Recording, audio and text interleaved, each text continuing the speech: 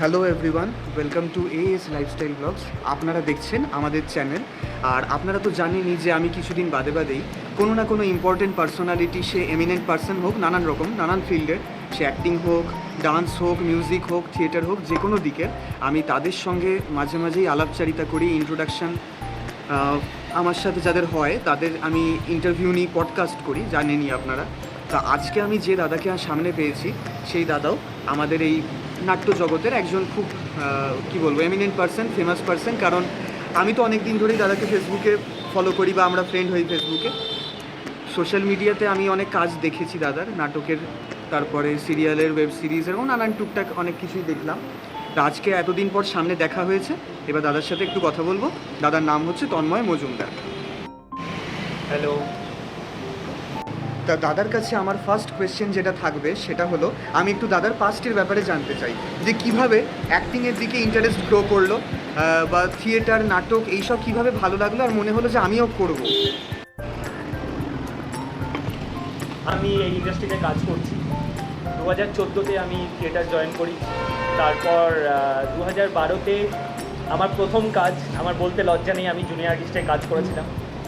সেখানে 100 টাকা উপার্জন করেছিলাম 2012-তে, আমার মনে আছে। তো তারপর 2014-তে থিয়েটার জয়েন করি।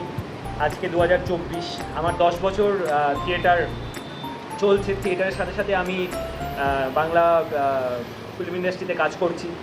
আমার প্রথম ব্রেক আসে 2016 সালে ধনঞ্জয় সিনেমাতে। ধনঞ্জয় সিনেমা তোমরা দেখেছো? একদমই, আমরা দেখেছি, অনির্বাণ ভট্টাচার্য ছিল। তো 2016-তে আমার প্রথম ব্রেক এসডিএফের ব্যানারে ধনঞ্জয় ছবিতে আসে। তারপর 2016-র পর 2018-তে আমার হরনাথ চক্রবর্তীর ডিরেকশনে বাঘবন্দি খেলা বলে একটি ছবি হয়েছিল। খেলা গল্পে আমি অভিনয় করি। ওখানে বোম্বাদার অপোজিটে আমরা ছিলাম আর কি, আমরা 3 জন ছিলাম। তারপর 2019-এ আমার প্রথম মুখ্য চরিত্রে অভিনয় করার সুযোগ আসে। মানে 2012 থেকে শুরু করে 2019, 7 বছর লেগে গেছিল। এবার মুখ্য চরিত্রে যে ছবিতে আমি অভিনয় করেছিলাম সেই ছবিটি একটি ইন্ডিপেন্ডেন্ট ছবি। ছবির ডিরেক্টর তুষার বল্লভ। খুব ভালো একটি কাজ হয়েছিল। আর আমাদের বাইরের প্রচুর ফেস্টিভ্যালে আমরা ক্র্যাক করেছিলাম। তারপর 2019-এর পর কোথাও গিয়ে সবাই জানে কোভিডের জন্য আমরা মানে পুরো জীবন থমকে গেছিলো আর কি, সকলের কাজ বন্ধ হয়ে গেছিলো। তারপর 2022-এ বাকি ইতিহাস রিলিজ করে। 2022-এর পর তারপর আমার চলতে থাকে। 2022-এর পর আমি আরেকটি ছবিতেও অভিনয় করি, ওটি এখনো রিলিজ হয়নি, ওটি ফেস্টিভ্যাল ঘুরছে আর কি। আর আজকে 2024-এ অক্টোবর, থিয়েটারও চলছে সাথে, মঞ্চ আর রিল, মানে দুটোই একসাথে চলছে আর কি, রিল লাইফ। একদম।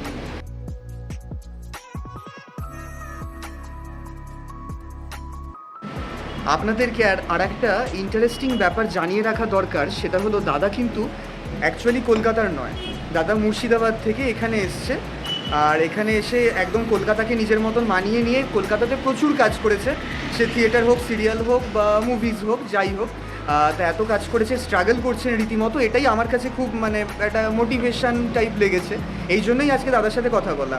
তা আমি আরেকবার জিজ্ঞেস করব যে কী কারণে হঠাৎ মুর্শিদাবাদ থেকে এখানে এলে, তারপর এখানে এসে আরও যা যা কাজকর্ম করলে ওগুলোর ব্যাপারে একটু ডিটেলসে বলো আমাদেরকে। দেখো, আমি বেসিক্যালি আমি কলকাতার ছেলে নই, মানে এটা তো তোমরা জানোই। আমার বাড়ি বহরমপুর, মুর্শিদাবাদ। তো মুর্শিদাবাদ থেকে কলকাতায় এসে বাংলা ইন্ডাস্ট্রিতে স্ট্রাগল করাটা কিন্তু খুব টাফ, মানে খুবই টাফ। এটা একটা মানে খুব বড় একটা লড়াই আমার জন্য। তার কারণ হচ্ছে, যেহেতু আমার ব্যাকগ্রাউন্ডে আমার কেউ নেই, এটা তো বিরাট প্রবলেম, কেউ নেই ইন্ডাস্ট্রির সাথে। আমি পুরোটাই জিরো থেকে শুরু করেছিলাম। তো 2011-তে আমি ওখান থেকে স্কুলিং কমপ্লিট করে আমি 2012-তে আমি এখানে কলকাতায় আসি কলেজে পড়াশোনার জন্য। তো কলেজে পড়াশোনার সাথে সাথে আমি অভিনয়ে আমার একটা ইন্টারেস্ট ছোটো থেকেই ছিল আর কি।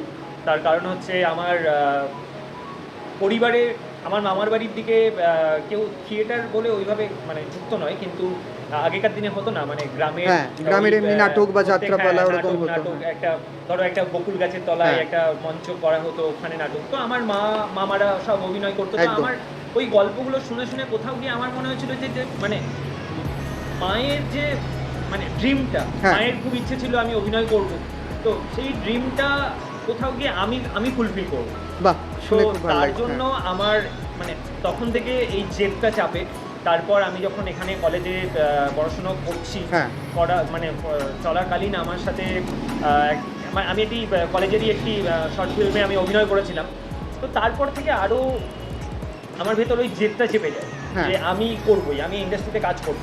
কিন্তু করবো বললে তো আর সব কিছু হয় না, মানে কঠিন লড়াই, মানে এই লড়াইয়ে যারা টিকে আছে তারাই জানে কতটা কঠিন লড়াই।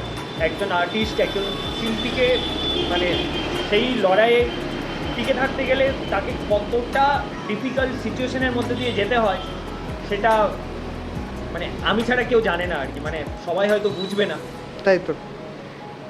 তো এইভাবেই চলছে, মানে মুর্শিদাবাদ এখনও আমার বাড়ি ওখানে, আমি কলকাতাতে একাই থাকি, আমার বহরমপুরেই বাড়ি, আমি মাঝে মধ্যেই বাড়ি যাতায়াত করি।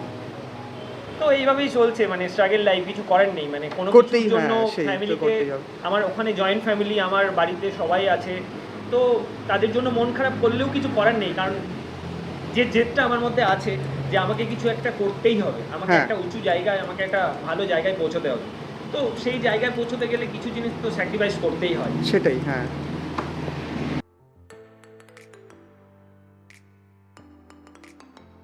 দাদার সাথে কথা বলে বেশ ভালো লাগছে, আড্ডা তো হচ্ছেই।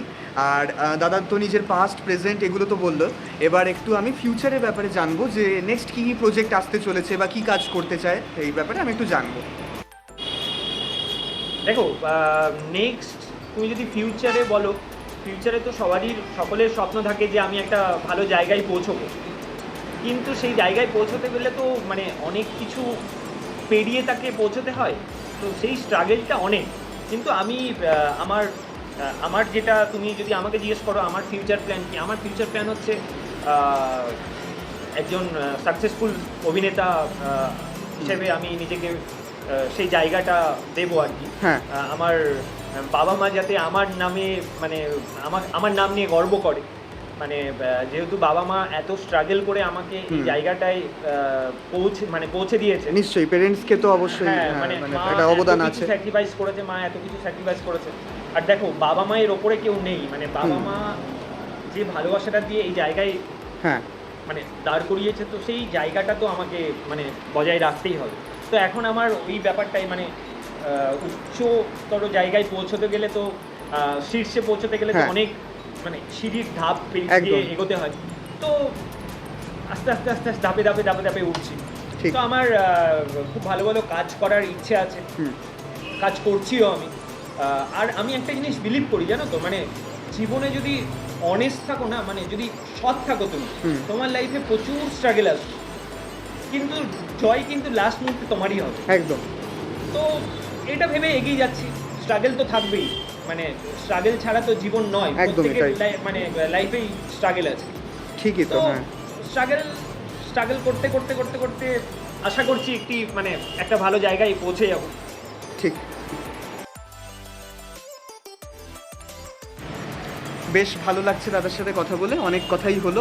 এবার আমি আমার লাস্ট কোয়েশ্চেনটা করব, সেটা হচ্ছে যে ধরুন আপনারা যারা আমাকে তো অনেক সময় কোয়েশ্চেন করেন, আপনাদের প্রচুর জিজ্ঞাসা থাকে যে এই লাইন মানে এই প্রফেশনে থিয়েটার অ্যাক্টিং হোক বা ক্যামেরা অ্যাক্টিং, এইখানে কিভাবে আসতে হবে বা কিভাবে কাজ করবেন, তারা কিভাবে শিখবেন, এই ব্যাপারে দাদার থেকে কিছু আমি টিপস বা আনসার টাইপ জেনে নিতে চাই। দেখো, প্রথমেই বলি, এই প্রফেশনে তো সবাই আসতে চায়, ঠিক আছে, সবাই ভাবে যে মানে অনেক গ্ল্যামারাস জব এটা, কিন্তু তার পেছনে কত স্ট্রাগল, মানে সেটা না এলে বা না ওই প্রফেশনের সাথে স্ট্রাগল করতে করতে তুমি মানে আগে থেকে বলা সম্ভব নয়। তো আমি একটা কথাই বলবো, এই প্রফেশনে আসতে গেলে, মানে অন ক্যামেরা আসতে গেলে তাকে অভিনয় শিক্ষাটা তার মানে একটু ভালো, তাকে নিজেকে সেই জায়গায় পৌঁছে আসা উচিত আমার মতে। কারণ অনেকেই আমি দেখেছি, অনেকেই যে অভিনয় পারে না, কিন্তু অভিনয় জিনিসটাই জানে না, কিন্তু এই প্রফেশনে আসার চেষ্টা করে। তো আমি বলবো যে অভিনয়টা শেখো, মানে অভিনয় না শিখে এই প্রফেশনে না মানে স্টে করা যাবে না। একদম, হ্যাঁ। কারণ অভিনয়টা জানতে হয়, অভিনয় অত সহজ জিনিস নয়। মানে আমরা ভাবি, অনেকেই ভাবে যে অভিনয় অনেক সহজ জিনিস, অভিনয় মানে একদমই সহজ জিনিস নয়। তাই তো, আবার অনেক সময় বলা হয় যে শিখেও খুব একটা হয় না, মানে নিজেকে মানে উপলব্ধি করতে হবে বা এক্সপেরিয়েন্স। মানে তুমি যখন অভিনয় করবে, অভিনয় করতে গেলে তো তোমাকে যে ক্যারেক্টারটা তুমি অভিনয় করছো সেই ক্যারেক্টারের মধ্যে ঢুকতে হবে। হ্যাঁ। তো আমার কাছে অভিনয়টা একটা সাধনা। মানে তুমি গান বাজনাই বলো, তারপর নাচ গান যাই বলো না কেন, নাচ গান অভিনয় যাই বলো না কেন, মানে সব কিছু কিন্তু একটা সাধনা। একদমই। সাধনার মধ্যে না গেলে কিন্তু অভিনয়ের ওই জায়গাটা কোনো দিনই তৈরি হবে না। মানে তুমি যদি লং টার্মের জন্য তুমি নিজেকে ভাবো এই ইন্ডাস্ট্রিতে কাজ করবো বা যেখানেই কাজ করো, তো অভিনয়টা জানতে হবে। মানে অভিনয় না জেনে আসাটা খুব খুব মানে বোকামোর কাজ হবে আর কি। হ্যাঁ, তো আমি বলবো যে অভিনয় করো, মানে অভিনয় করতে করতে আসো, এই ব্যাপারটা আর কি। বেশ। তা বেশ ভালো লাগলো দাদার কথা শুনে, আপনারাও অনেক কিছু জানতে পারলেন, আপনাদের যা যা কোয়েশ্চেন ছিল সেগুলো অনেকটা কিছুটা দূর হলো। তা সেই দিক থেকে দেখতে গেলে আজকে সেশনটা করে বেশ ভালো লাগলো। খুব শীঘ্রই নতুন ব্লগ আসছে। আর লাস্টে দাদার থেকে একটা কথা জেনে নেব, সেটা হচ্ছে যে আমাদের চ্যানেলের ব্যাপারে দাদা একটু বলবে যে আমার চ্যানেলের ভিডিও দাদা দেখেছে আগে, কেমন লাগে সেগুলো একটু বলবে।